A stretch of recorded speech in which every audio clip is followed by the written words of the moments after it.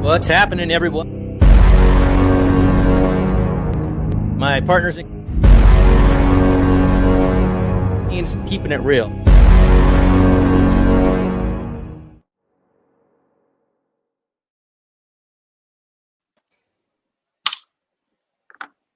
What's happening, everyone, and welcome to our Chile Boxing Talk. I got my homies Nopal Boccianos, Run PMC, and Sean Gringo Hixa in the house. And hey, we just have a special announcement before we get rolling. We didn't all have a chance to all watch Pacquiao versus Marquez 2. Plus, Run PMC, the guy who lays it all out for us, is going to be cutting out a little bit early today because he's got some things to take care of. So we're going to take care of that one next, but it gives you all the opportunity to go back and watch those fights if you haven't. And if you have some more time, you could definitely squeeze in the Pacquiao versus Morales trilogy.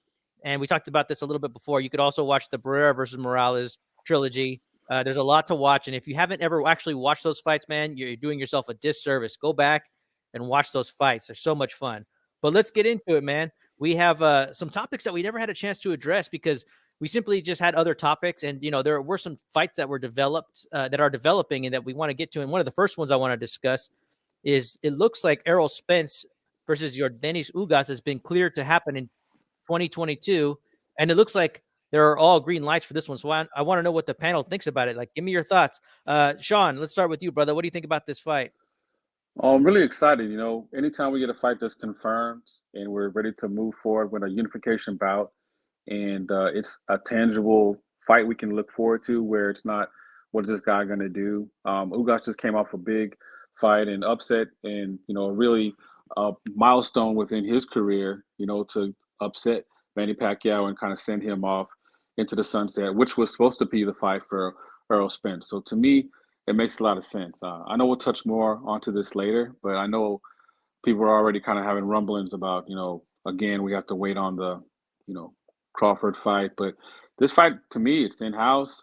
It's a good fight. It's no guarantee at all for Errol Spence. And I think Ugas is a live dog without question. I mean, fuck, he's a champion, and he's definitely, he comes to win.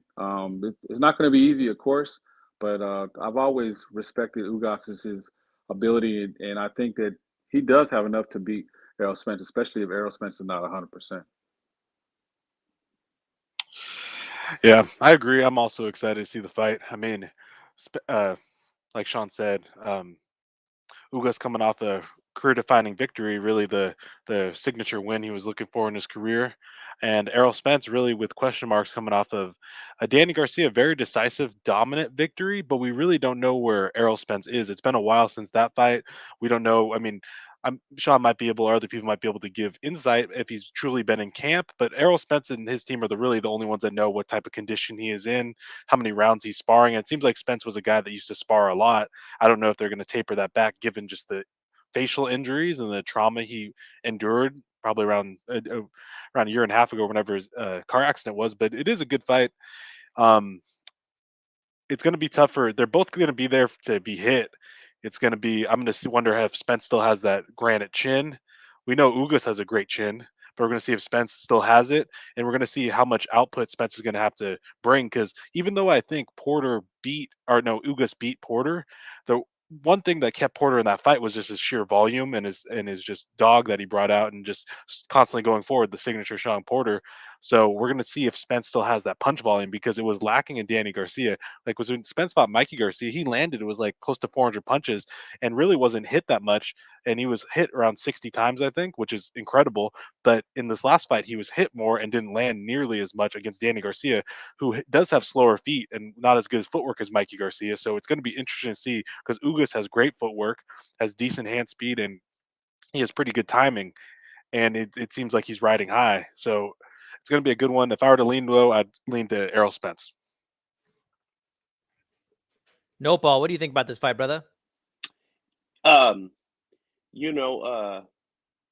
Really, the Crawford fight isn't even possible.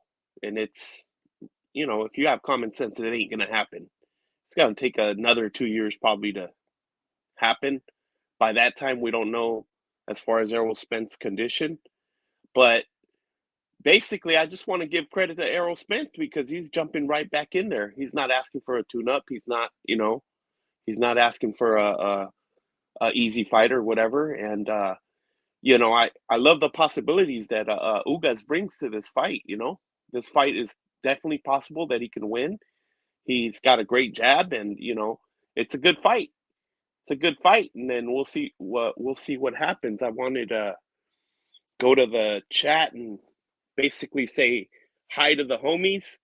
El Chile Boxing, aka A Rod Boxeo. What's up, homie? Nando Llamas. Happy New Year, brother.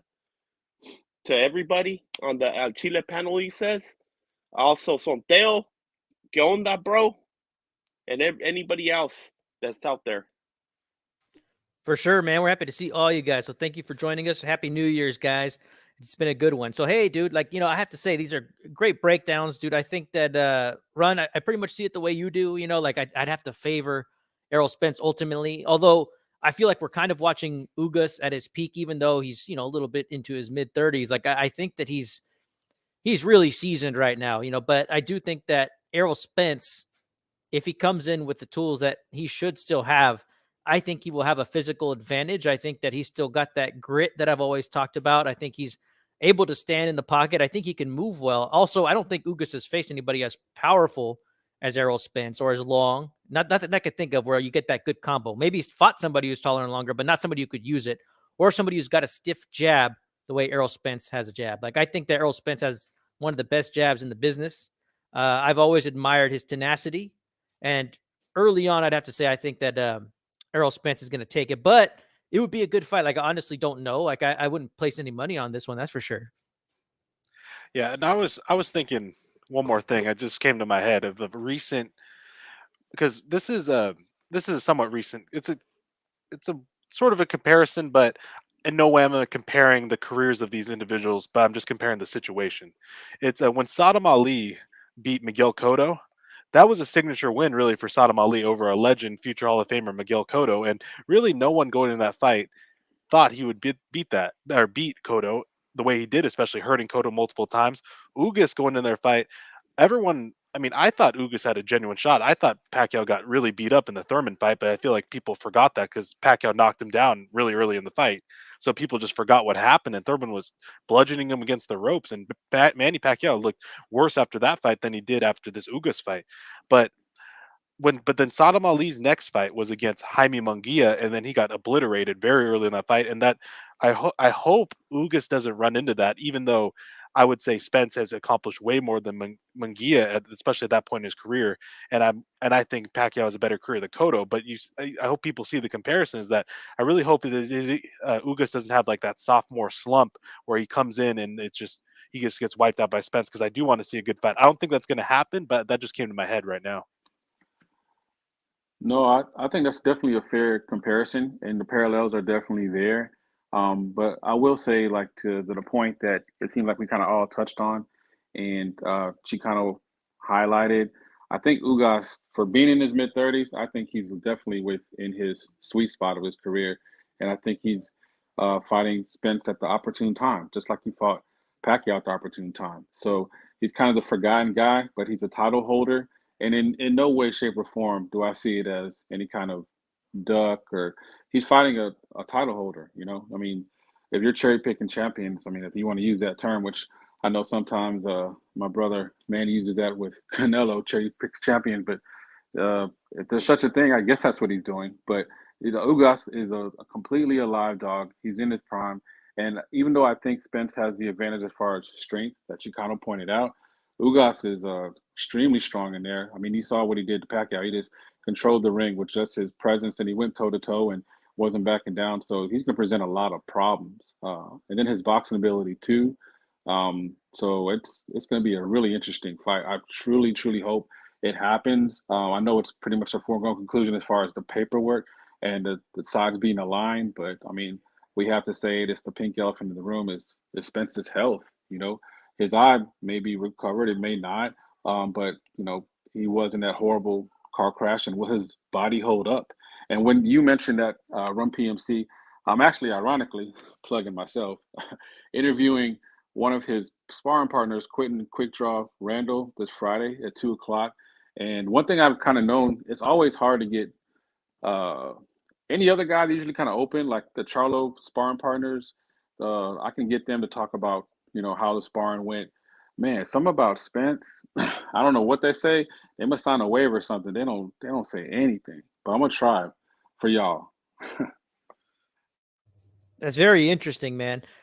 Great observations. And the other thing too is like I'll have to say that I did kind of believe in Pacquiao when I should have been paying attention because I did go back and watch that Thurman fight, and it's like yeah, Pacquiao, I had him winning that fight for sure, but it's like you said, he got that knockdown against Thurman early, and then he hit him and hurt him pretty good late, right? But I mean, otherwise, I did see Pacquiao getting gassed. On top of that, he had been out for a long time. But Spence is a whole different animal. But like you said, Sean, like, we don't know, we just simply don't know what Spence is like anymore. And so it's very interesting dynamics, and it's like Nopal said, it's true, man. Like we were going to get this fight regardless next.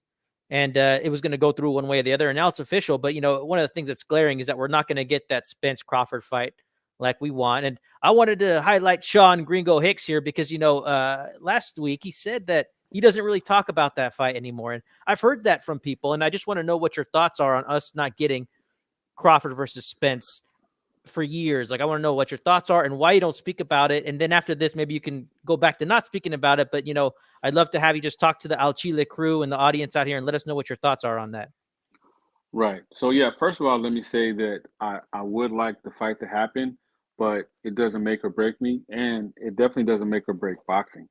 I even heard somebody make a comment that I thought was really reaching, where they felt it was a generational fight, and they compared it to the need that a lot of boxing fans felt for, Mayweather Pacquiao fight, which to me, it's not even in the same conversation at all.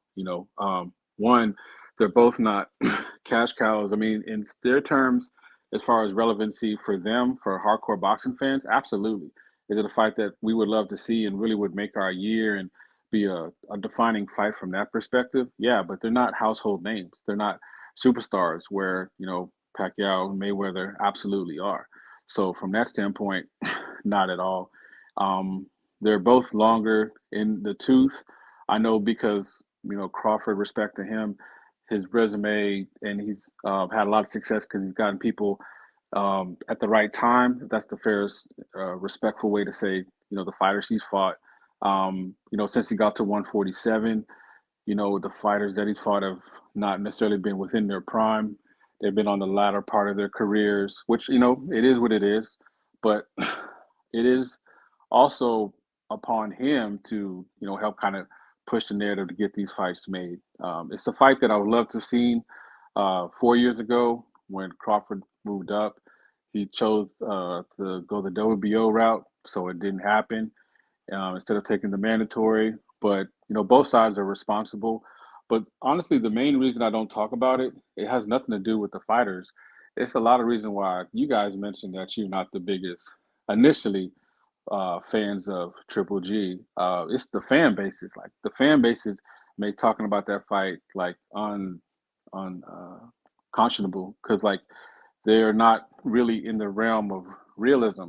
It's like the car crash never happened. They think Spence is still, the big fish, which he is, but he's extremely vulnerable. And then also too, he's talked in terms of a fighter that's open to retirement. He's had the eye injury. It's just not a good conversation. They really kind of almost seem like they're both playing us. I also mentioned recently with my brothers on the Vivo podcast with Long Live Boxing that I believe wholeheartedly that you know you can say one thing, but your actions speak to what you are all about. So yeah, Terence Crawford at the end of the fight versus Porter, talking a big game as he should. He's the man. We told Bob off, blame Bob, but recent right after the fight, he was on the podcast The Porter Way, and he said the three fighters he wants: Ugas, Spence, and then Keith Thurman. Keith Thurman hasn't fought. It's going to be close to 3 years now since we're mentioning him. He's not ranked in the top 15, top 20. Talk about a guy we don't know what he's going to bring. So the fact that again you want to fight a guy when you have the whole landscape of 147 at your disposal, 154 if you even want to go there. The world is your oyster. You're a free agent, but you want to fight a guy that's clearly past his prime. To me, that shows to me what you're all about. You're not as anxious of making a big fight as Errol Spence. So you're just as guilty. So the combination of one, I don't talk about fantasy fights, and that's what this fight is at this point. Two, the fan bases make it a non-enjoyable conversation, and then three, the fighters don't care. So I get what I get. With all those combinations, it makes it just a conversation not worth having. Yeah, it's those are a lot of good points, and I feel very similar. It's getting tiresome talking about these possible fights. They're almost like fantasy fights at this point, like in where it's like might as well just put the computer game up and see who comes out on top because that's might be more realistic than us actually getting the fight.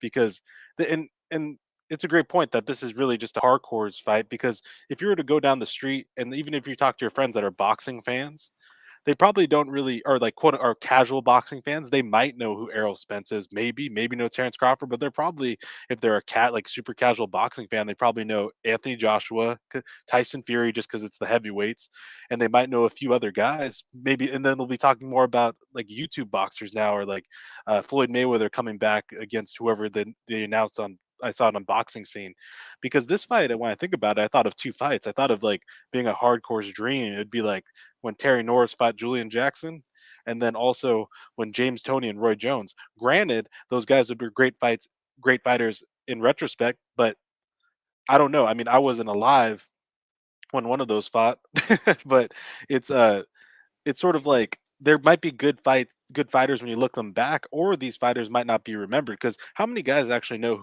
boxing fans that claim to be boxing fans really legitimately know who Terry Norris is? Like how many guys saw him when he fought Luis Santana? Like no one, none of the guys know those boxers, and like they know James Toney now, and they probably make fun of him because they see him on ES News and all the sort of health troubles he has with his speech, but they probably never really watched James Toney actually go through. They probably never watched James Toney fight Michael Nunn. So it is like the hardcore's dream, but I'm just interested to see. I mean, I would I want to see this fight? Yes, but it's becoming more and more of a fantasy fight to me too.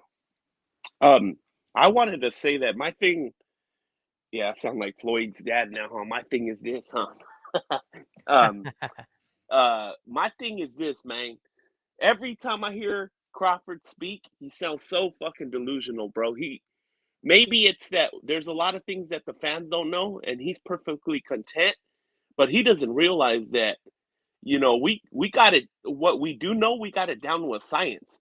We got these purse bids down to a science. We got these mandatory money splits to a science, and we can reason who should be a little more reasonable, shit like that. And the shit that he says is like, that he's not gonna get no 50% split. And for him to, he should just be like, well, I'm not gonna talk to you guys about those details, but I do want the fight. He should keep it like that. But when he says that he won't take any less, and then it even sounds like he wants a little more, it's like, what the hell are you talking about? And then when they ask him about other fighters, the stuff that he says, it reminds me, because it seems like some of the shit that he says he's not applying it to his own damn self. So I'm like, hey, bro, do you realize that you do the exact same thing of what you're accusing the other guy of doing? Or you do it even worse. It reminds me of back in the day when I used to watch these. I was a kid and I used to watch these talk shows. The Ricky Lake show, shit like that. You had the fattest bitch in the room. She was like 400 pounds, calling another bitch that's only like 200 pounds, saying, "Shut up, you fat bitch." It reminds me of those. The delusion of some people. To call somebody else out, but you're not keeping the same energy with your career. Yeah, that's a great point. No, Paul. Do as I say, not as I do. Another thing where I take exception, where people bring up this fight, is a part of that delusion. Where, case in point, when you had Virgil Ortiz, and my brothers went to that fight. Virgil Ortiz, he fought in Fort Worth, and he fought Maurice Hooker, and Terence Crawford was there. And the good thing about the Zone is they interview anybody, and they were interviewing him, point blank, what did you think? And he just kept pointing at the ring, and Virgil saying you're not ready. And I take exception because I'm thinking like, okay, well, yeah, maybe he's not ready, but look, bro, you're about to fight a guy who's retired pretty much in Keith Thurman, because that's how it's lining up. If you're only willing to fight three guys and two of them are fighting each other, that leaves what? Option C. And option C is going to fight on a pay-per-view that isn't a pay-per-view. I'm hoping that Mario Barnes can get the upset, so we don't have to talk about Keith Thurman no more either, and then get rid of that. Then what is Terence Crawford going to do? So I'd much rather talk about the young guns, Jerome Boots Ennis and Virgil Ortiz, guys who are ranked highly. Even Conor Benn, the 147 has a great opportunity, a breath of fresh air, and a lot of talented guys. But these guys are kind of just weighting it down with a fictitious fight that's never going to happen. And then to Nopal's point, where they're insulting the fighters, which I had great issue with, and then the fans like, oh, they're not ready. Well, who is? A guy who's retired, that's ready for, his post-fight career, and you're trying to build him up like that's the fight people want to see. And how does that even gain any credibility with anybody? And does that really draw us closer to, oh, yeah, this is definitely going to build us closer to a super fight? And being very honest, since we're talking about numbers, like Nopal said, I mean, I'll just say right now at the top of my head, like it's hardcore, as I am as far as being a boxing fan, and I would love to see it. I really don't think that fight would do great numbers if that fight were to get made based off the timeline we're looking at. And we're looking at, best case scenario, provided that Errol Spence doesn't get re-injured and does win that fight, you have to wait for Keith Thurman to get past his fight, which is going to be next month. So you're looking at late fall. Best case scenario, where they'd be available if they fight, if they don't take a tune-up in between there. So you're looking at like another year to 2 years away. I mean, it's just horrible. It's not even talking boxing to me at this point. It's like boxing science fiction. Yeah, and you know what, Sean? It's complete delusion when you still hear these guys going at it with each other, both opposing fan bases. Like, dude, that fight ain't even possible. Why are you guys wasting your energy so much on it? And, I guess we're doing the same thing right now, but, at the same time, that's basically how that situation is. And I actually wanted to clarify something. As far as the money split or whatever, I definitely do think that he deserves 50%. He would deserve 50% of the purse. But even with that, I mean, there's certain steps that he needs to take in order to secure that. He should just be looking to get any fight with the PBC right now, ASAP, as soon as possible. That clock is ticking, and your age is ticking, and you're putting your performance at risk by letting yourself age so much and not taking it as early as possible. And that's the one complaint I've always had with Crawford. We saw what Canelo did. He went and took everybody to court to get out of his situation that he was in, and he figured a way out of it. Why did it take this guy so long to just wait out the clock and let the contract expire and all that? Why didn't he take those steps to get out of there? You know what I mean? And the same thing with now that he's a free agent, why doesn't he call PBC up and say, hey, I'll take any fight you guys give me on your network. Let's do this. Get in the picture. Go ahead. Yeah. No, great point, Nopal. So I was going to say, like, just to you, the panel, the chat, everybody, let's say right now that, Terence Crawford gets what he gets, and he waits for Thurman. Thurman does get the win over Barrios. So he fights, and he gets that fight. He, beats Keith Thurman, props to him.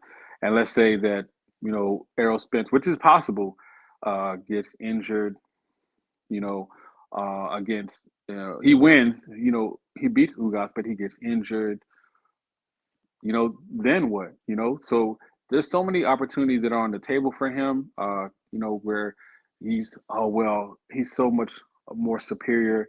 And, he is very extremely talented. I'm not questioning that, but I'm saying the intentions, your actions speak louder than your words. Like he, to me, is just the ultimate contradiction. So his fans just kind of echo that, and it makes it, a really difficult conversation to have, as far as terms of realistically as a boxing fan,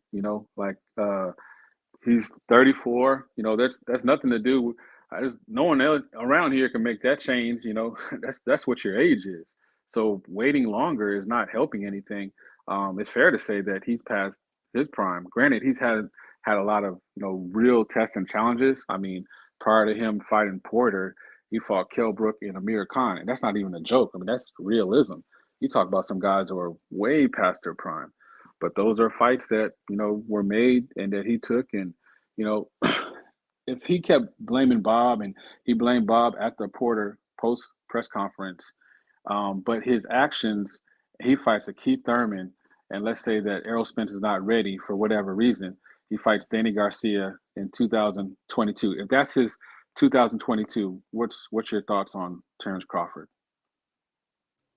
Well, I would just have to figure it as him playing ball with the PBC and them just kind of milking a fight like they do in general, and like you said, it would kind of be like Crawford just kind of going along with it and agreeing, that that's going to be the best option for them. And I think that Spence and Crawford both personally feel that they can kind of keep milking this, and they neither of them will upset the apple cart with somehow getting beat by somebody. But they got to be very careful. Like you have to fight the Thurmans. If you fight like a Ennis or an Ortiz, or some of these other guys that are coming up, like that could be dangerous. Especially when you compare those fights to the Kell Brooks and the Amir Khans. Like there's some real young, hungry dudes. And I like I said, I still think that Terence Crawford and Errol Spence both have a lot of tenacity, but they're both kind of vulnerable in a way. Like if you ask me, like, the story's kind of out on Spence as to whether he can still hang, right? And that's more of like a medical thing and a desire thing. But with Terence Crawford, like I've always thought, like, man, the guy's incredibly skilled, but he can't just go and walk a welterweight down. Like he needs rounds to do that. Like you can't just go and take down a big dude. He's not like that. You know what I mean? And if you have somebody who's just coming at you, hell, you know what I mean? We don't know how it's going to play out. Well, hey, I want to give a shout out real quick to Remy. You were in the house. I wanted to say hi to you. D-Style Boxing, El Capitan of HCP is in the house, dude. We want to say what's up. And hey, man, we could talk about this for a while, but we'll have plenty of time to bitch and moan about this one down the line. And we got a little bit more time with Run PMC, so I want to go ahead and shift the subject a little bit here. I'd love to talk about the 168-pound landscape. Now, we already know who the champion is at 168 pounds. No doubt about it. But Canelo could be moving up pretty shortly here. And I want to get your takes on this. Like, I want to know, like, what you think about the 168-pound landscape coming up if Canelo does move up. And just what are your overall thoughts about just the contenders there? Because they're all contenders because there's only one champion. But I want to know about the contenders. And I also want to know what you think about Berlanga, David Morrell, how that all lines up. I also want to know what you think about Benavidez fighting Lemieux next. Whatever you all like, whatever comes to the top of your head, that's what I want to hear. Let me know. And Run, we'll start with you since I know you got to get going. I mean, with regards to Berlanga, we just have to see how he comes back off the surgery, because who knows how he comes off. And especially in his last fight, that wasn't impressive at all. I think he got dropped once. I'm not sure if he got dropped twice, but he didn't. He was beating the guy up, but this guy was a nobody, really. With all due respect to professional boxers, but to me as a boxing fan, I'd like to consider myself more of a hardcore boxing fan than a casual boxing fan. I had no idea who he was, and Berlanga got dropped by him, and I think hurt another time, and wasn't that impressive to me. David Morrell, I mean, he does look good, but I also think he's getting a lot of hype right now. Maybe it's because they're trying to pull like the Lomachenko thing, where he just a really good amateur career and is coming into the pros. But I think I like him more than Berlanga. Benavidez, I mean, I don't know. I mean, when I first saw that he was fighting Lemieux, I'm like, it must be that somehow Lemieux is at 175 and he's moving up because he can't make weight anymore. But it's at 168, so I'm just like, I just really don't know how I feel about that. And it's like Benavidez, you can't just keep fighting these guys. Yes, you've been a two-time champion, but you really haven't fought that many people. So you need to keep fighting guys. But at the same time, I get it though. All of these guys are waiting out, trying to see if they're going to fight, if they can get the Canelo fight. But I'd be fine if Benavidez were to fight this guy, Lemieux, and then fight Plant in the summer. That'd be cool. Then possibly the winner of that possibly could have another big fight, or possibly get, or if Plant wins, a rematch against Canelo. I doubt that would happen. But if Benavidez wins, it could springboard into him. Say he dismantles Plant very in fewer rounds than Canelo. Then that could be part of the promotion, Mexican American versus Mexican, and that you just flow into that. And he beat Plant. It's the common opponent thing, the typical thing.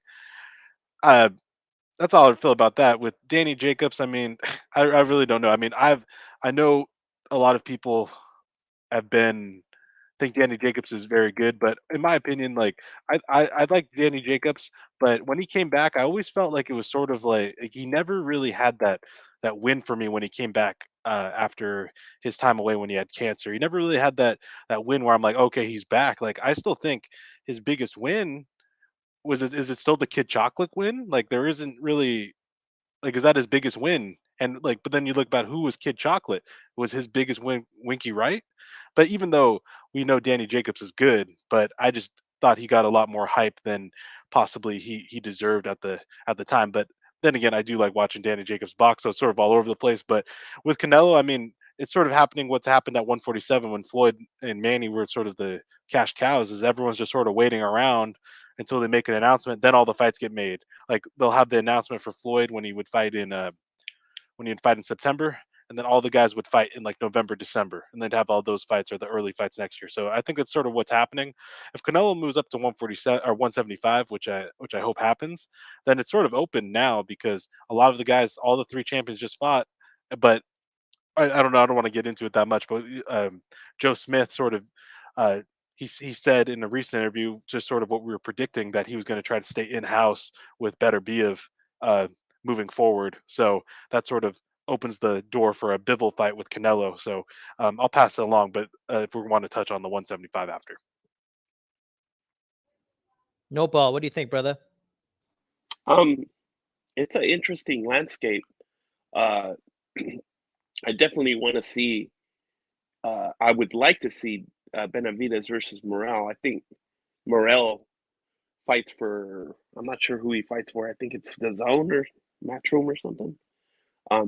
I would definitely like to see them fight. As far as Berlanga, man, he's on my Ryan Garcia list, bro. I just don't take that guy seriously for some reason. I mean, he has a lot of fights and stuff, and he's shown that he wants to get better, but I just don't take him serious because I think he's like a Instagram type fighter, you know. Plant, I kind of have a feeling that the money it, it's gonna ruin his legacy. Like he just made too much money early, and he was already about showing off the cars and trying to dress cool and wearing skinny jeans and buying them off white Jordan tennies, you know what I mean? And showing it off. I think the dude likes to take way too many pictures and that kind of when I see somebody doing that too much, it's like, oh man, I don't think you're that serious about boxing. You're only serious about it when you're in training camp and that's when you want to, you want all this legacy, but that's only for those 3 months. Jacobs, I thought that he was going to move to light heavyweight, I'm not sure, but his career is up and down. I think his Run said, I kind of thought that he won the Triple G fight, so it would be nice if he could get a rematch with Triple G. But we know Triple G, he's not even at 168, but we know Triple G, he doesn't care too much for the fights that the fans want to see. He likes to exploit the ranking system and the mandatory thing and all that sometimes favors the Eastern European fighters. They like to go, but he's always been that way. He likes to manipulate the system, sort of, or no, just go by the system and be put in the right place to get belts. His thing is always when they brag about Triple G, they're like, I have this much accomplishments and this is what I did, on book, that's what it says, but we know the truth. You avoided certain, or I'm not going to say you avoided, but you just didn't fight certain guys that would have gave you more credit than 10 of those defenses or those other belts that don't really mean anything because you never beat the champs to get those belts. They were just handed to you on a vacant opportunity versus a nobody, so a lot of those are empty accomplishments. And as far as the other two guys, I don't know who they are, Scardina and Ryder. But I did hear that Boo Boo is trying to get out of his mandatory at 160. That Kazakh guy Janik, and he wants to do it by moving up to 168 and getting that opportunity versus Canelo. I mean, that would be a very interesting fight. But at the same time, we got to see if Canelo's willing to. Like if Canelo's even going to fight, I mean, this would be an interesting situation because Canelo he's got a dozen excuses not to fight the guy. First of all, he don't like him at all. And, I mean, who's right in this situation? If Canelo says, nah, I don't care about no sanctioning bars, here's the belt, man. I'm vacating all these belts anyways because I'm going to fight at 175. Who's going to stop the guy? The and who are you going to cap for? You know what I'm saying? Who are you going to back up in this situation? The one guy, Boo Boo should if I was Boo Boo and all that shit you're talking and your fans are saying that the dude's been ducking you since 154, 160. He's ducked you at every weight division. Now you're doing exactly what you blame the other guy of doing. You're going to duck a guy so you can move up the division. If I was him, I would just take this Janik fight, and then after that, you don't have any mandatories, move up to 168 and take that fight. You know what I mean? And or move up to 168 and become Canelo's mandatory, and now you have a little bit of steam. You have a little bit of you have a lot more juice to work with. Not, and you're not coming off of people saying, "Hey, you ducked this one guy at 160." Are you sure you're just going up there to lose to Canelo because you didn't want to lose to the other guy? You just bring up you're just asking for some criticism, Dude, great points, man. And dude, when I look at this landscape, man, I got to say, like, I really like the 168-pound division. Like, although I do think that some of the prospects, as far as like our excitement of them, needs to be tempered just a little bit. And I think we saw that with Berlanga last year. I see a lot of the hardcores getting excited about David Morrell, and I got to say that I am also intrigued by his skill set. I think the guy's slick. I think he's smooth. I think he's got a nice sense of rhythm. Great counter puncher. I've seen him fight from the outside, mid range, and the inside. I haven't really seen any of his opponents before that, so I can't really. Oh, actually, that's not true. That one guy who fought Chavez and beat him in that weird upset, Caceres, I have seen him, right? But besides that, I haven't really seen any of his opponents. Although he's technically a WBA trinket regular champion right now, right? I mean, they give these belts out everywhere, but so he's got one of those baby belts, as they say. So we kind of have to assess him in a way already. But I do like his skill set. I think he would beat Berlanga. I think that his skill set could possibly give Plant problems, but I just don't know. There's not enough to go off of. I know way more about Plant, especially after seeing him face Canelo. He did lose and he got beat down in the end, but he impressed me. You know what I mean? And so one of the other fighters that's not listed on here is Billy Joe Saunders, and I think he could make some noise if he comes in here and is open to fighting some of these top-ranked contenders. I think we could get some awesome fights. Bivens also talked about coming down in weight to 168 pounds. One of the fights that I don't necessarily like is Benavidez versus Lemieux, and they're going to be fighting for an interim championship. And I really don't understand why that's necessary. It kind of seemed like a preemptive move to kind of give Benavidez more of a softer touch and justifying it.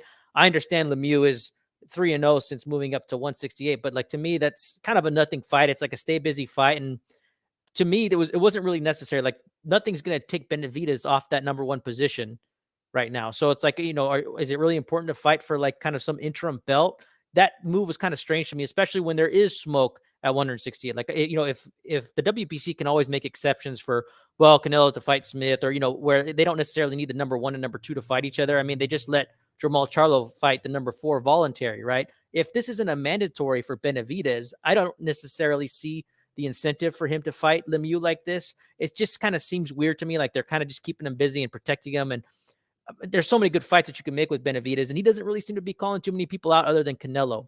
There's some talk about maybe Morrell fighting Benavidez. That would be quite interesting, but there's not enough information for me on that one. And so those are some of my initial thoughts. Gringo, what do you think about all this? Oh yeah, man! Awesome points by all you guys, and it's just a epic flow. And like once again, whether people like it or not, Canelo's the son, and these guys are just kind of rotating around him because it really is going to dictate on where he moves. I do feel he's going to go up to 175, and I hope he does. For one, that's going to light 175 on fire. That would be an interesting conversation. But as far as 168, I'm with you, Chicano. The Benavidez Lemieux fight, I don't really see the point of the whole interim aspect. I don't think that's necessary. I'm not really sure where they're trying to go with that. But as far as Benavidez, the talent, his ability, I mean, if he's truly about becoming a champion, the landscape, if Canelo does in fact leave, would to me kind of set the table for him to be a champion, and he could go for a hell of a undisputed run if he wanted to, if those belts get vacated. So I would love for that to happen. I've seen Morrell when last he fought on the PBC card against Fox, and that fight was stopped, and I thought he did look good. He does have a lot of good intangibles. Long, strong fighter, excellent jab, fights behind the jab really well. Excellent 1-2 combination puncher to the body. I mean, he has the whole package. I mean, but they really do kind of push on the fact, like you said, his amateur background and, what is truly the level of competition he's facing. But I'm still sold. I mean, I put it like this. I'm way higher on Morel than Benavidez. Sorry, Berlanga. My opinion on Berlanga, it seems like I'm going in opposite directions. If their stock, I'd say definitely invest on Morel and, sell on and Berlanga. I don't even think he belongs on that list. And I'm not even truly knowledgeable about everybody, but to me, he's still too raw of a talent. I want, but there's a lot of things I want that I don't, they don't ever realize that being tangible. And I just don't see him on that same level. I would now if they're going to have them start matching up to see what he's really about. He does have a great training and supporting team, a big promotion team behind him. But at the end of the day, you got to get in the ring and fight, and I just don't see Berlanga on that same level. So for me, I think it's a great opportunity for Benavidez, to be honest. There's a lot of fights to be had. I'm also kind of with Nopal in regards to Daniel Jacobs.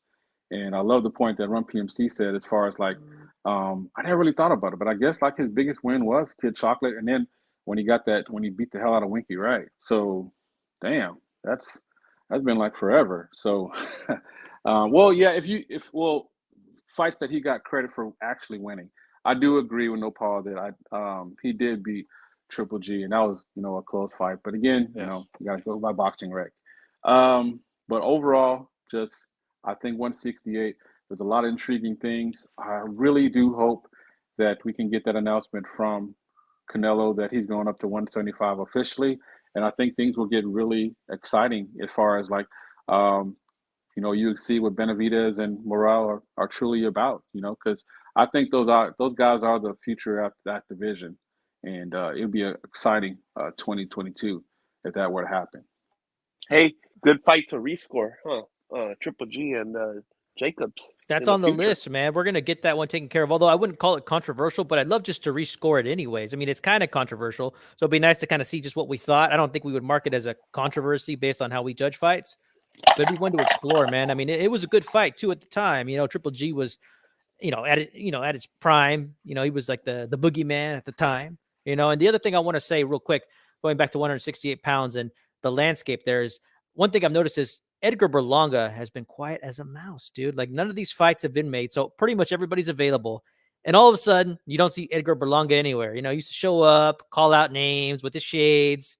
You don't see any of that anymore. You know what I mean? And it's like, sure enough, once all these fighters are tied up, then he's going to start piping up. But I think even he realizes that he can't keep up this whole hype thing. Like nobody's really buying it anymore.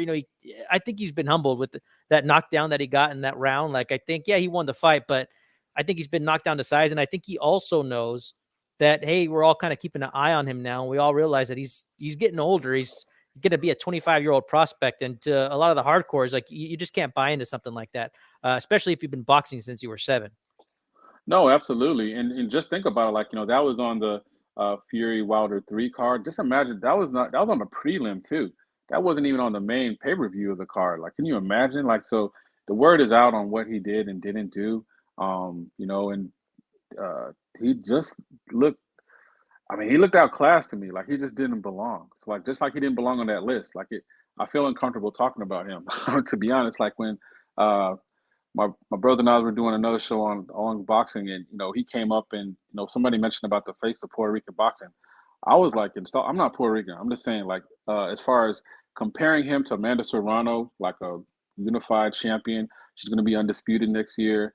To Xander Zayas, I know he's only 19, but you talk about different stratosphere. They're not even in the same realm to me at all. Berlanga is even though he's older, he's so much more raw and so much more that he needs to be able to do than Xander. It's just different levels of talent. One's generational talent, one's a raw talent. I mean, that's the most respectful way I can say it. Oh yeah, and speaking of Xander, dude, I got to say that to me, I think that Xander Zayas, I think him and David Morrell are kind of like at that same level where I'm excited about what I see, but to talk about him facing the top Xander facing the top 154 pounders, like it's just too premature. Not that he might not, not that he would go in there and embarrass himself, but like I just think he's not ready and he's too green. But maybe in a couple years that can be explored. You know what I mean?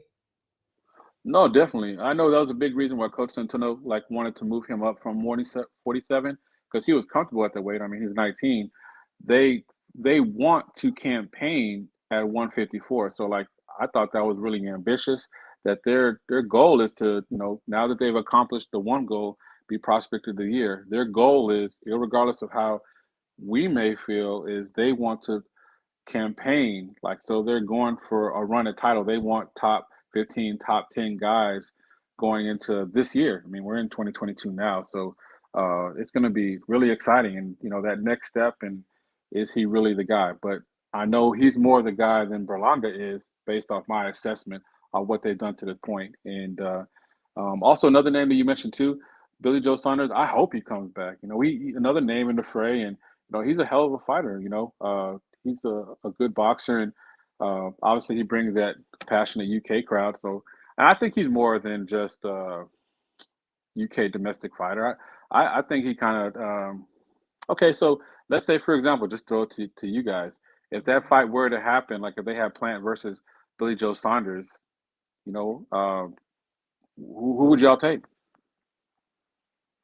Hey, honestly, I would actually love that fight. It's hard to say, like, as far as them both being against Canelo, and I realize that style makes fights, but they kind of have some similar aspects as far as them being like movers and considered to be slick, to have some flavor. Off the top of my head, I do think that Billy Joe Saunders had a better performance against Canelo, although he got his face cracked and it ultimately ended the fight a bit earlier than Plant's fight against Canelo. Like, I just happen to think that Billy Joe Saunders would maybe edge it out, but that's not a guarantee. But if you had to ask me right now, I would probably say Billy Joe Saunders, but with no certainty. I would be intrigued by that fight. I would call it a coin flip.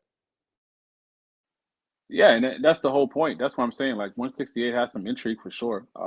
Rumpling C, no Paul. What's your thoughts on if that fight? I mean, it seems realistic too to me. Um, yeah, it definitely is a good fight because they have similar styles, but in a way, if you were to look at it from like a macro view, but their styles are sort of different. I would lean towards, I think, like I said, it's a very close fight, but I also think, I don't know. I mean, it depends on what headspace Billy Joe Saunders is in, but my gut feeling says Billy Joe because he has. I mean, I don't like questioning boxers like intangibles, but I want to say he has more in him than Caleb Plant does. Just from Caleb Plant seems like he just cashed himself out. Granted, he was going for greatness, so I don't discredit him for that. But I just think Billy Joe Saunders has a little bit more in him to take him through the later parts of the fight. I wanted to say that it sounds like a good matchup.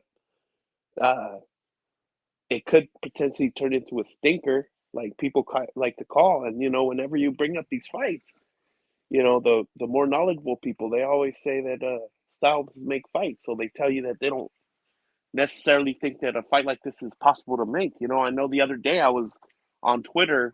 I forget who was saying that something about that dude Love. I forget what his name is. Oh, Montana. Montana Love. Yeah, yeah. They were saying that he's looking to get a Teofimo fight or something like that. And I'm Yeah, like, at well, why 140. not? Yeah, why not just fight Devin Haney? Devin Haney's right there in your home same stable. And I think it was our boy from War Week Radio. Shouts out to our boy over there. He was saying that they would never make that fight because it would be a stinker, and something like that. But I think that as far as Billy Joe Saunders and Plant, I mean, I like that matchup. They're No, pretty, that's yeah, they're both pretty good, and they're good at what they do. no, definitely. I mean, that's what I'm saying. So addition by subtraction. So we love you, Canelo, but hey, if you're gonna go ahead and announce it now. Feel free. You can do it during our show would be awesome, so we can let the world know. But I would love that fight. I think 168 has a lot of possibilities.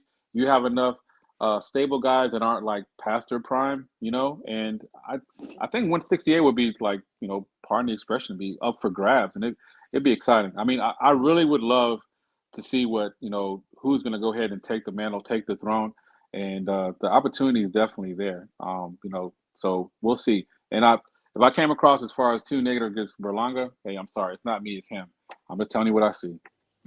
What? You know what? That makes me think, bro, before Canelo retires, we need to get a list together so he can hurry up and retire, bro. Just a list of guys he needs to fight on his way out. Because if you really think about it, just all this money floating around, man, he's really ruining a lot of boxers. It's not really his fault, but they're getting ruined by this money, and we're missing out on a lot of other potential matchups between people that we're not going to get because they're all saving themselves to fight Canelo. So we really need a list together. You got to fight these guys and then go ahead and retire, Canelo. Get the fuck out of here, dude. No, no, that's a good one. I know we kind of talked about with the lottery show last week, and talking about them waiting, holding on to that imaginary Canelo lottery ticket. Hopefully he chooses me, but similar to kind of we had the conversation before as far as what Spence and Crawford aren't doing, but at least with them, it's two guys about a matchup that we hope happens, but may or may not happen. With this, you have several guys that aren't being held to the same accountability as Canelo. Like, again, it seems like people are kind of aware of it now, and I guess maybe they're hoping for a similar situation to what Plant just had. But he did deserve it. He was in the right place, right time. But he showed he is a fighter, and hopefully he will take on some more challenges. Like we mentioned, the possibility of Billy Joe Saunders is a realistic fight. But when are these guys going to fight each other? And I'm speaking specifically like something I've kind of given up on too, guys, as far as like, and shout out for that comment on the stimulus check of Canelo. I believe that I don't think that Benavidez and Charlo are ever going to fight, and how the fuck that hasn't happened, I don't know. I kind of view that as the same as Spence Crawford. Like, what are they waiting on? So they're in different weight classes, but it's clear that they could definitely make that fight. They've been in the same stable always and forever. It's just, it's extremely frustrating. To me, it's like the same level of frustration, but different, because they're calling out Canelo and why me and why not pick me when they don't have the greatest resumes, when they don't always have the greatest performances, but they still, pick me, pick me, pick me, and then all this blame, and I'm not a Canelo fan. I'm just saying from a standpoint of being a boxing fan, it's frustrating. Like the accountability is just not there. So, again, going to the addition by subtraction, I want Canelo to leave to what Paul's point is, not boxing, but 168. So these guys can finally fight each other, and we can see who the man is, and who's the contender and who's the pretender. I'm ready. Right, but if history is any indicator, and I say this by referencing 160 pounds, these guys still might not do anything. Canelo's been out of middleweight for over 2.5 years, and we might get a unification with Triple G and Murata here early this year. But I mean, dude, I'm hopeful. We'll see what happens, dude. Because you're right, man. There's really no reason that these guys can't get it on, man. Does anybody have any final thoughts before we move on to our next subject? I just had one last thought. It just sucks that the sport has to revolve around one guy. All these good ass matchups, like we missed the opportunity to see Benavidez versus Plant, when they were both healthy. And I'm sure we missed a whole lot of other fights. But does the sport really have to revolve around what one guy is doing? Does that guy have to do so much more than everybody else? And does everybody got to, it just sucks and it's kind of been that way, even for with Floyd for a while, it was like that. But even back then, when he had Oscar, there was a whole lot of other matchups that were happening. But that was just my final thoughts on that. No, that's just the truth, man. It sucks. I mean, solar system, the Canelo's the sun, man. He would just rotate and wait to see what he wants to do. And until he makes that decision, everybody's just going to sit there and wait and rotate.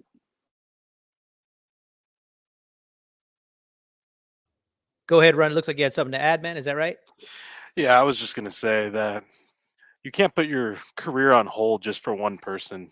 Like think about that if in your professional life you're just waiting for that one job, that one dream job, quote unquote dream job, but you're not working in the interim. You're just sitting at home. Like that would never happen. Or you're just like practice. You're not getting paid while you're waiting for that job. You could just keep doing good work and building your resume, and then you'll be easier to get that dream job. It just doesn't make sense to me why you wouldn't want to get, because this isn't like the MLB where you're on the roster and you're still getting paid your salary. You get paid per fight. You're an independent contractor. This isn't like where you're just getting paid for being there, even if you're not in the game, if you're on the bench. So much different. Man, great point. No, I totally agree. I mean, raise your profile, guys. Fight each other. Raise the purse, because just by war of attrition, if you're the last man standing, and the fans are demanding the fight, there's naturally going to be more interest in you getting the fight that you supposedly want. Yep. And it's just a common sense, but clearly, there's other things at play that unfortunately have prevented that.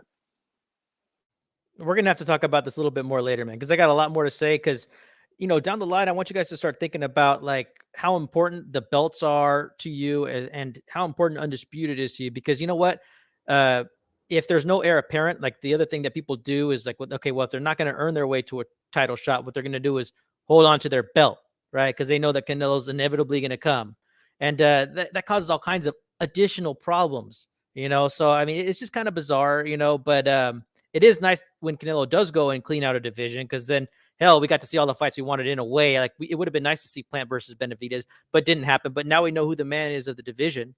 You know what I mean? And that, when you go and knock off 3 undefeated defending champions, like you're the dude until somebody else says different. No, I 100% agree. I think we definitely need to have that conversation before, as far as the importance of the belts, undisputed, and just kind of their their weight or lack thereof of impact on the sport, and kind of how things are dictated based off people having them and not having them. Oh, yeah. And we're going to touch on that a little bit in our final subject. But next, I want to bring up our next topic, which is brought to you by Gel Blaster Surge. Okay, now I encourage you guys to go ahead and get the TMT edition. If you're going to grab one of these things, blast into summer like a champion.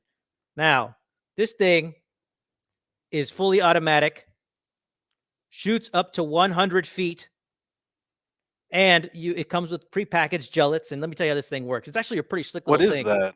It's the Gel Blaster Surge, baby. It's kind of like it's a mix between like a super soaker and like New a sponsor? paintball gun.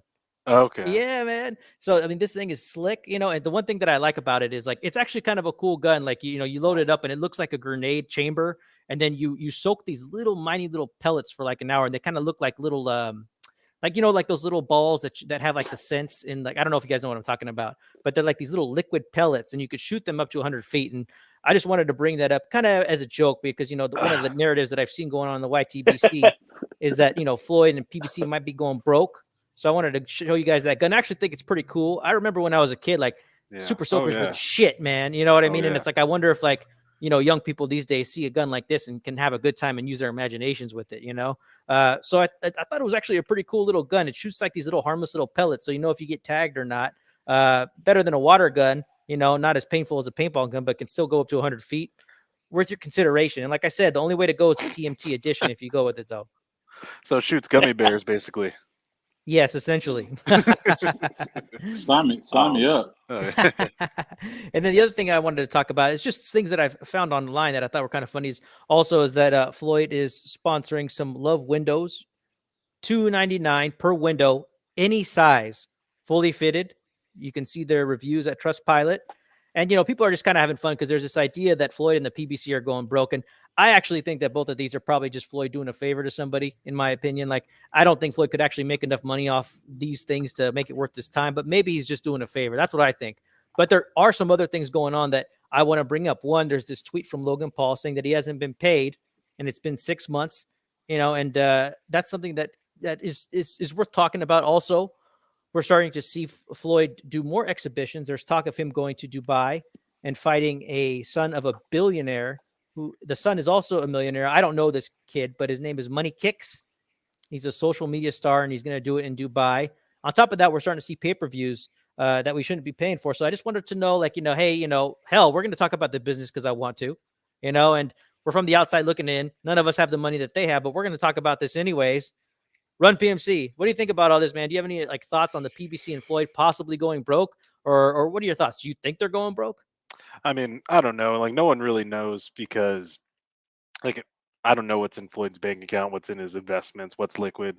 I mean, we don't know because PBC had that hedge fund backing them when they first got into the game. I don't know if they're backing them anymore. I don't know if it's just all coming out of Heyman Sports, but I find it odd because I remember when, I mean, I think we all remember when PBC came around, their whole thing was that this was going to be on free TV and was going to be free boxing. And a lot of the first fights were like we got Thurman and Porter on, I think it was CBS or NBC, one of those, and it was free. It was awesome to watch. We got a lot of other fights, but then they slowly made it where they put it behind certain, not paywalls, but it's like it's back on Showtime now, or it's you have to have like a basic cable package, or you have to do these other things.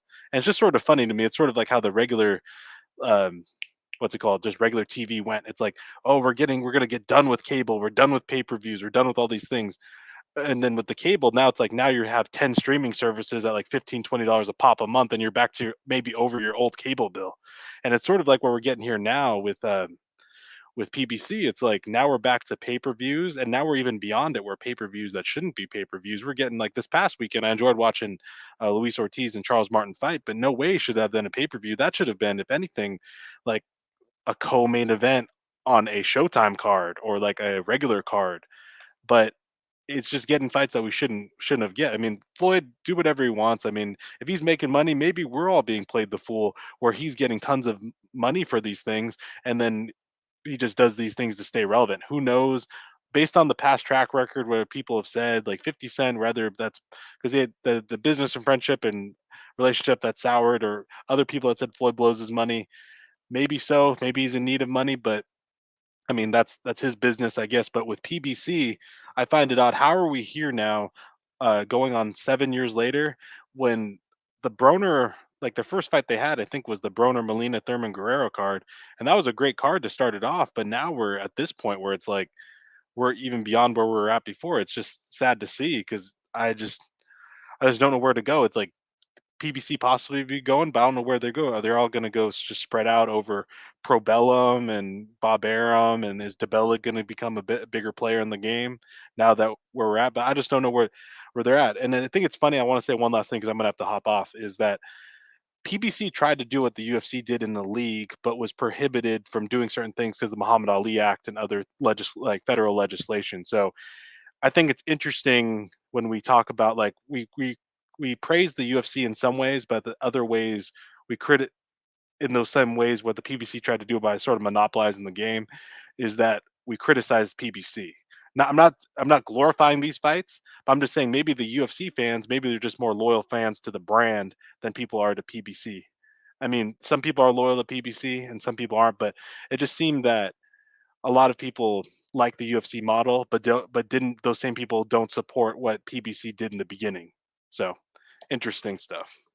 All right. Well, Ryan, dude, thanks for joining us, man. And we're Yeah. looking forward to your breakdown next week.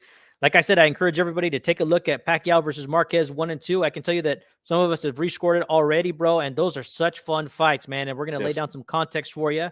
So get on it. So, Run, thank you so much, man. Yeah. Thank you all. Have a great week. You too, brother. All right. No, Paul, what do you think, man? Is the PBC going broke? Is Floyd going broke? Are they going broke together? What do you think about all this? Um, I don't think they're going broke. I think they just want to make more money. As far as what Floyd is doing, I don't really look into what he does because I'll always be in confusion. I remember he was one of them guys that always claimed, even at the height of his career, he didn't really have no sponsors on his trunks. You know what I mean?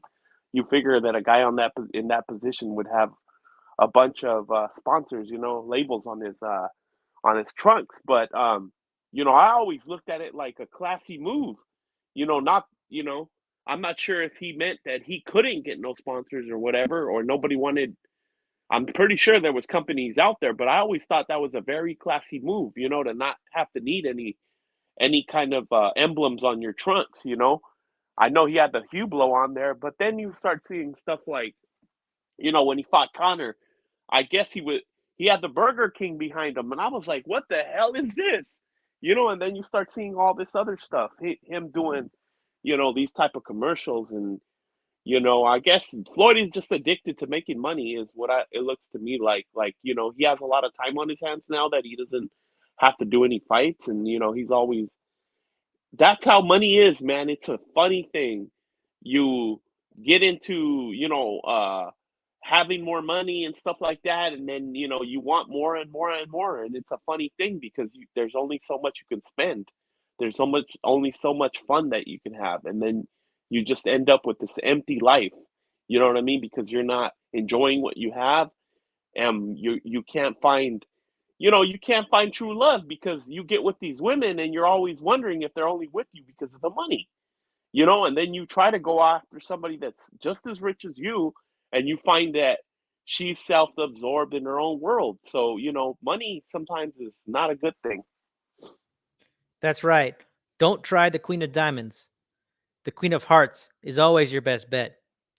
That's an Eagles lyric, if anybody knows. But anyways, Sean, what do you think about this? I know you were calling for a boycott. I forget which pay-per-view it was for, but I was all for it because I'm not paying for this garbage.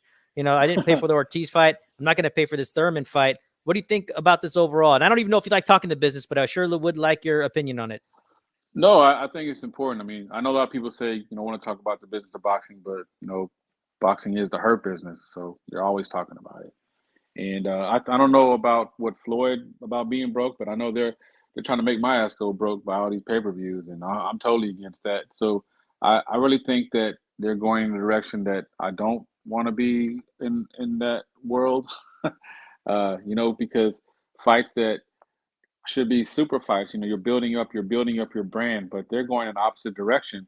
Where Run PMC said a good point. Like their whole thing of why I was enamored by the PBC initially was they put on fights on Fox, and it was exciting that you got free fights. But now they go in the opposite model of complete 180, where everything's pretty much a pay-per-view event. Fox got to re-sign with them, or they signed with Fox, and it's like they're trying to make up for lost time by charging for everything. And I've been there. I'm a sucker for boxing, like where I'll talk that game. And I'll be honest, like I came real close to getting the Ortiz Martin fight, but I didn't, and I'm glad I didn't. I held strong.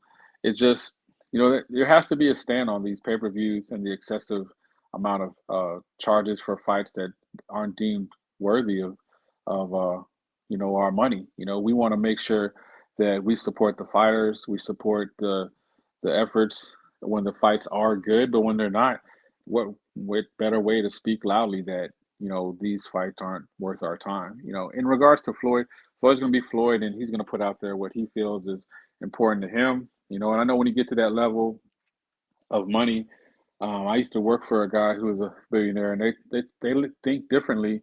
Um, to no Paul's point, than we would, like they think in terms of loss. So, when they get past a certain level of income, because they don't have money they can tangibly just get hands on, like they have assets, they have things they can acquire and liquidate and turn into funds, but because they don't have like pocket money, they think of all the money that they're spending and losing, they think in terms of loss. So they have to constantly making more and more and more. So yeah, it is an addiction. And if he's fighting a kid on the helipad, I mean, shit. What more do you need to know that he's fucking lost his mind? So good luck to him with that. But as far as the PBC, I I don't like what they're doing to the fans. The business model is not one that I think benefits us, and it's really tough to be a part of right now. There's so much talent. There's so many opportunities where fights can uh, be shared. I mean, even hey, one of the biggest cards of 2021 was the Christmas Day card. I mean, it was on free TV, and it did. I think it peaked like close to 5 million. Something crazy. Like you scale it over. Like I know it went back and forth, but definitely over 2 million. I have to look back at the numbers to know exactly. I know that it was mentioned on the roundtable, so shout out to them. But all in all, is I think that boxing's in a good place as far as talent. but our promoters are not doing us any favors, and they're not promoting our sports the right way, and they're really setting us back. And we're never going to grow that we want to if the people who support it the most are being the ones that are most, um, you know, hurt and taken advantage of.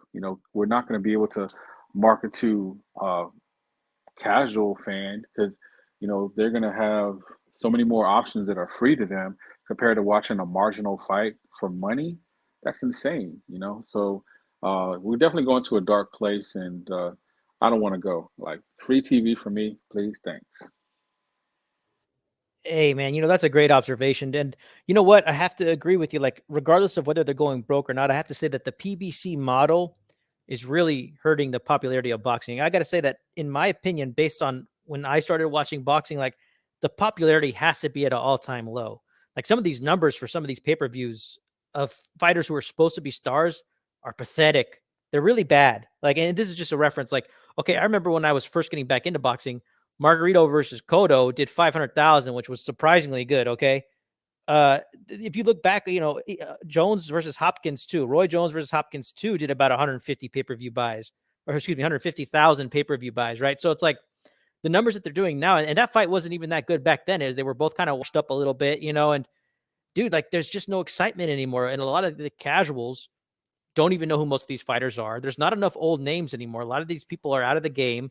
Uh, and it's weird, dude. Like, it's starting to become more apparent to me that a lot more people are starting not know who older fighters are. Kind of like, yeah, people might know who Pacquiao is, but like, once Mayweather fully gets out of doing exhibitions, like outside of Canelo, like, nobody's going to know who most of these fighters are. And even newer fans, like, I have to take into account that there are newer fans, like, they won't even really remember Mayweather. They'll remember that he beat Canelo because everybody brings it up every 10 seconds. But besides that, they might not know about all his great fights that he had at the lower weight classes. So, to me, the model is broken, and the sport is suffering for it. If we support pay-per-views like Ortiz versus Martin, then we're going to end up seeing a pay-per-view of Andy Ruiz versus Ortiz. And then that winner will probably get wilder. And so we're going to have to get into this model of like paying big bucks for fights that we're not really that excited about, with undercards that aren't all that great. To me, it's just like, it's just really disappointing that we're going this way. Thurman and Barrios both coming off losses, and Thurman is practically inactive, practically retired. Like, the fact that they're going to put that on a pay-per-view should be raising alarm bells for fans, whether we think they're being whether they're going broke or whether they're just kind of trying to fleece us. Like, it's really just discouraging to me as a fan. Like, to me, that's like a FS1 fight. You know what I mean? And so, as far as what Floyd is doing, I think it's possible he could be going broke, but I mean, it would be his own fault. I mean, he spends a lot of money.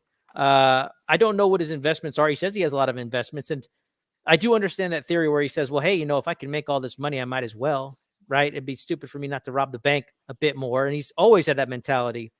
He had that mentality back in the day. Like, I remember that very famous Floyd Mayweather versus Brian Kenny interview when he came back and they were asking him about Pacquiao, and he was coming back to fight Marquez. And he said, hey, is it all right with you if I come back and steal some more money? He's always thought, like, hey, if the money's there to be taken, I'm going to make it. Right. So I'm not really sure, but all I can say is that, the exhibition fights, I mean, I didn't even really catch the last one. I caught a little bit of the replay, but I mean, they're not exciting to me anymore. Like, I think they're going to lose their novelty, but if he can go and find sons of billionaires who are willing to pay to see, their son get in the ring and, work out a little bit with Floyd Mayweather, well, I mean, hell, I mean, go ahead. I mean, it just adds more money to the bank, and I'm sure he employs a lot of people and has a lifestyle that he's used to.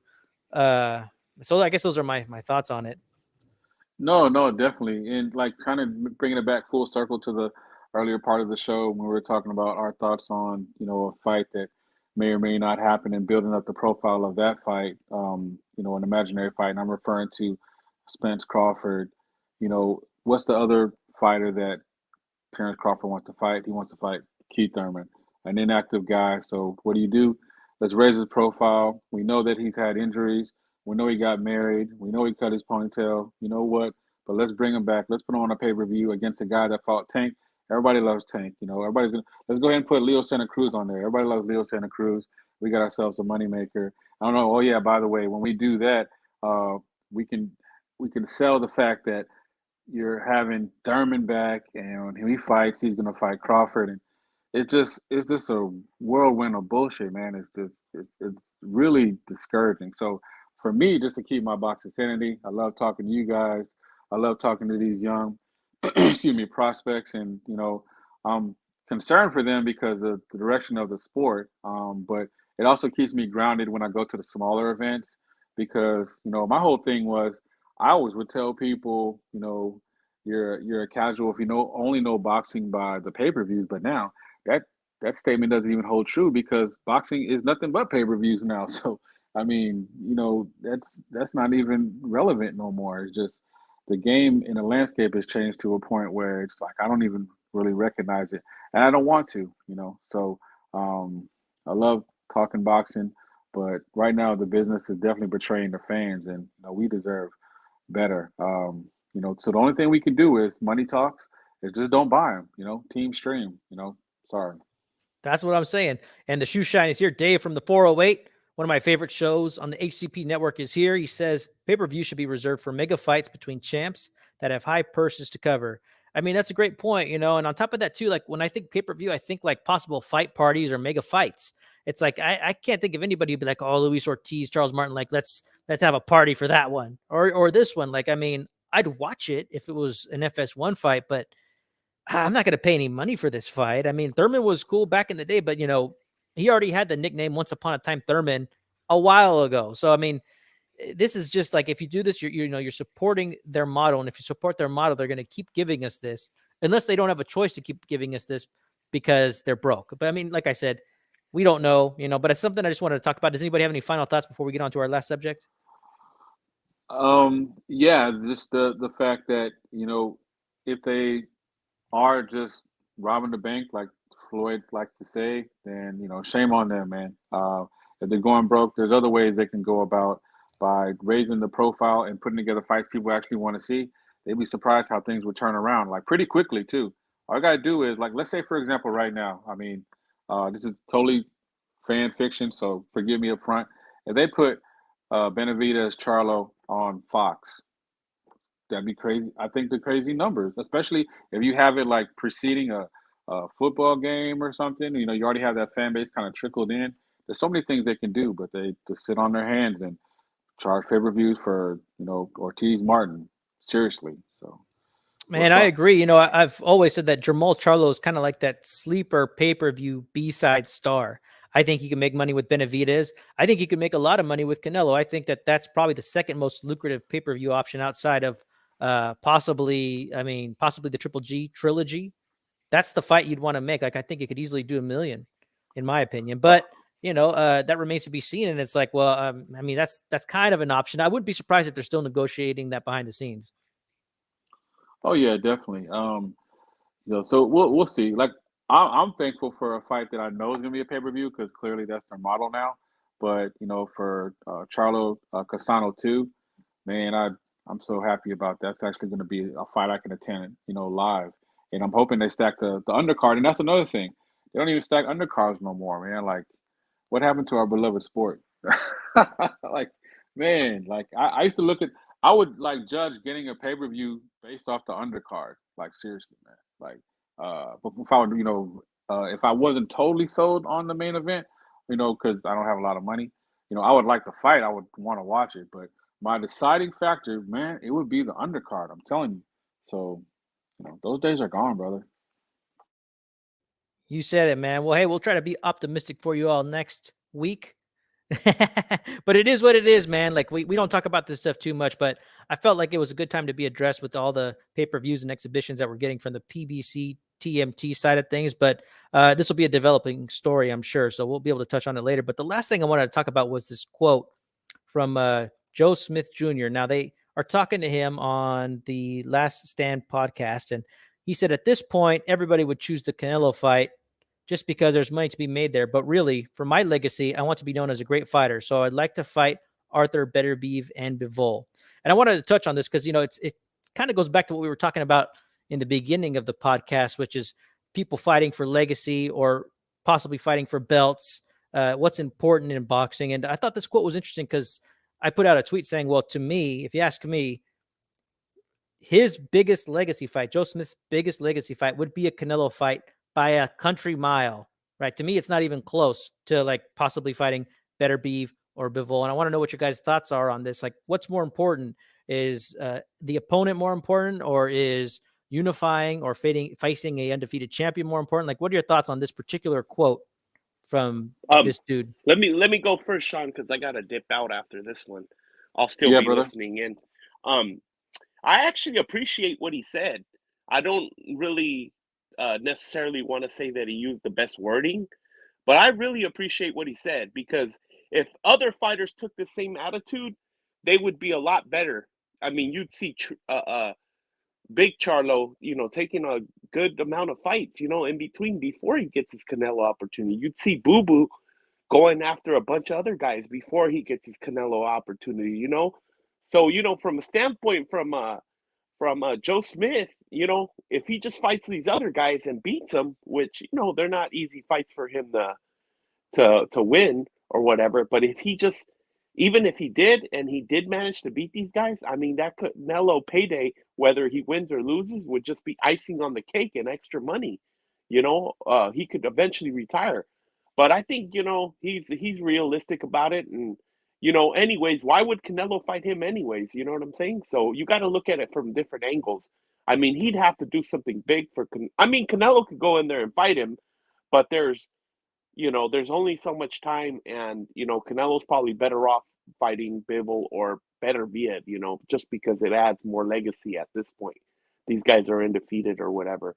So I kind of appreciate what he said. I don't necessarily think he used the best wording, but, like I said, if other fighters took the same attitude and said, hey, you know what, the Canelo fight is a good fight, but realistically, let me fight these other guys first, Interesting take. And then, yeah, so we got a lot of praise for Joe Smith Jr. Remy thinks that he's a decent fighter. I think so too, and Dave is here. He says that he thinks that he wants to unify the light heavyweight titles, just like Canelo did at 168, which is admirable. So like, I'd like to see what people think and what their preferences are on Undisputed. So he also says that as of now, Canelo is like the David Benavidez argument that Reynoso makes. He offers nothing. That's kind of interesting, except, the other argument that Reynoso said is that, Benavidez hasn't really fought anybody, while Canelo has the best resume in boxing. So, but I take your point. What do you think about all this, Gringo? What I take from it, I think that he's being very honest in this moment. And, to Nepal's point, maybe he didn't choose the right wording, but he chose to speak honestly.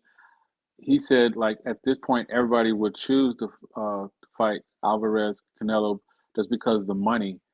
But, legacy, I want to be known for a great fighter. So he wants to fight guys that I think he wants to fight the guys he thinks he can beat. Honestly, I think he feels he has a better chance.